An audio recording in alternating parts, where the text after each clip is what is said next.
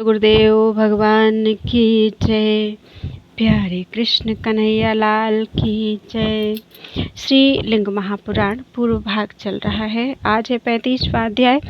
महर्षि दधीचि एवं राजा क्षुप की कथा तथा महामृत्युंजय मंत्र की स्वरूप मीमांसा।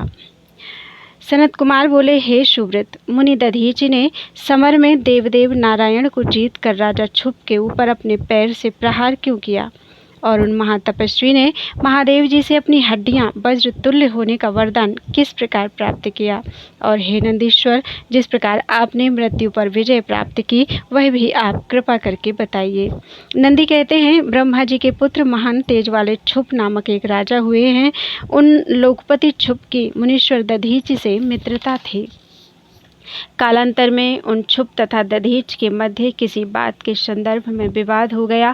क्षुप का कथन था कि क्षत्रिय श्रेष्ठ होता है और दधीचि का कथन था कि ब्राह्मण ही श्रेष्ठ होता है। राजा 8 लोकपालों का विग्रह स्वरूप होता है। इंद्र, अग्नि, यम, निरति, वरुण, वायु, चंद्र, कुबेर तथा ईश्वर मैं ही हूँ, इसमें कोई संदेह नहीं है। अतः तुम्हें मेरी अवज्ञा नहीं करनी चाहिए।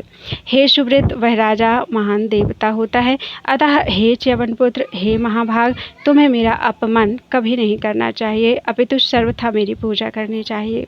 उन क्षुप का वह वचन सुनकर च्यवनपुत्र मुनिश्रेष्ठ द्विज दधीच ने आत्मगौरव से प्रेरित होकर अपने बाएं हाथ से क्षुप के सिर पर तेज मुष्टि का प्रहार किया। बलशाली क्षुप ने भी वज्र से उन दधीचि पर प्रहार किया।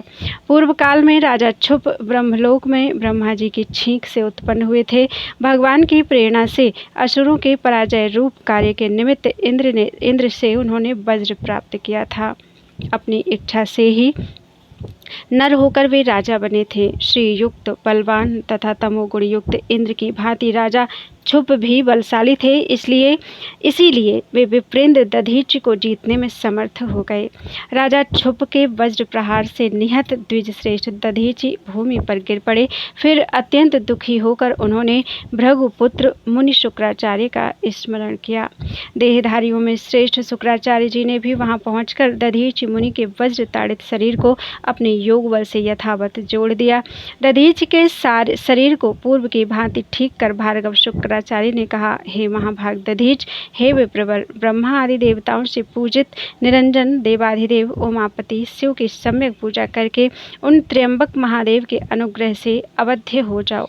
हे द्विज, उन्हीं महादेव जी से मैंने भी मृत संजीवनी विद्या प्राप्त की है। शिव जी के भक्तों को मृत्यु से किसी प्रकार का भय नहीं होता है। उसी शैवी मृत संजीवनी विद्या को अब मैं तुम्हें बता रहा हूँ। तीनों लोकों के पिता सोम, चंद्र, अग्नि, इन तीनों मंडलों के जनक, सत्य, रज, तम, तीनों गुणों के महेश्वर, 3 तत्वों बुद्धि अहंकार मन, 3 अग्नियों गार्हपत्य आहवनीय दक्षिणाग्नि, तीनों देवों ब्रह्मा विष्णु रुद्र तथा जगत के सभी 3 प्रकार के पदार्थों के स्वामी सुगंधि रूप पुष्टिवर्धनम परमेश्वर महादेव का यजन करना चाहिए।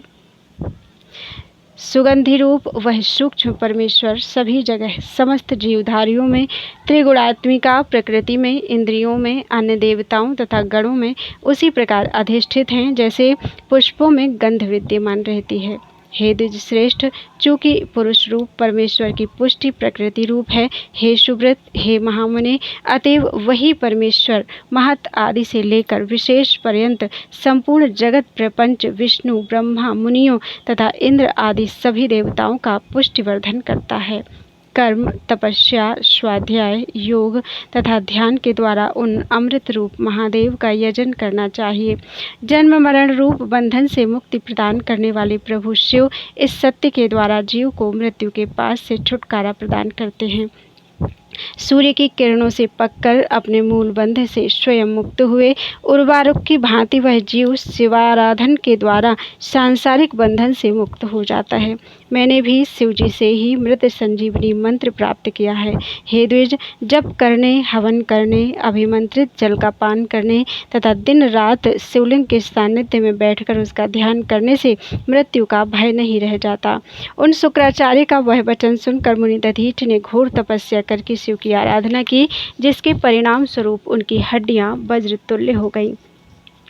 वे अवध्य हो गए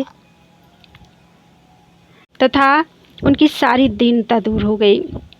इस प्रकार देवेश्वर शिव की आराधना करके मुनिश्रेष्ठ दधीच ने वज्र के समान हड्डियां हो जाने तथा दूसरों से मारे न जा सकने का वरदान प्राप्त कर चेष्टा पूर्वक राजा छुप के सिर पर अपने चरण मूल से प्रहार किया। इस पर राजा छुप ने भी अपने वज्र से उनकी छाती पर आघात किया, किंतु भगवान शिव के अनुग्रह से वज्र तुल्य शरीर वाले महात्मा दधीच को वह वज्र विनष्ट करने में समर्थ नहीं हो सका। दधीच का अवध्यत्व, उनकी अधीनता तथा उनके तपोबल का प्रभाव देखकर राजा छुप कमल के सदृश नेत्र वाले उपेंद्र मुकुंद श्री विष्णु की आराधना करने लगे। बोलो वृंदावन बिहारी लाल की जय। त्वदीयं वस्तु गोविंदम तुभ्यमेव समर्पयेत्। कर्पूरगौरं करुणावतारं संसारसारं भुजगेन्द्रहारं सदा वसन्तं हृदयारविन्दे भवं भवानी सहितं नमामि। त्वमेव माता च पिता त्वमेव बन्धुश्च सखा त्वमेव विद्या द्रविणं त्वमेव सर्वं मम देव। हरे राम राम राम हरे हरे, हरे कृष्ण कृष्ण कृष्ण हरे हरे।